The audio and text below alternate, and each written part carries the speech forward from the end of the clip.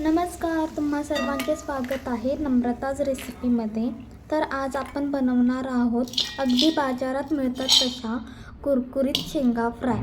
त्यासाठी थोड्याशा शेंगा, 2 चमचे बेसन पीठ, 1 चमचा तांदळाचे पीठ आणि अर्धा चमचा कॉर्नफ्लॉवर, 1 चमचा तिखट, चवीनुसार मीठ आणि हळद, थोडेसे पाणी घालून हे मिश्रण मिक्स करून घ्या।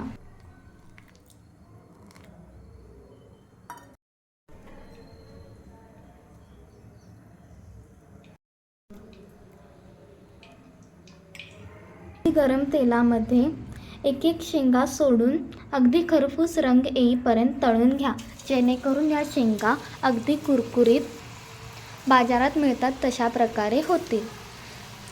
Thank you for the watching. आणि अशाच नवनवीन पदार्थांसाठी नम्रताज रेसिपीजला सबस्क्राईब करा।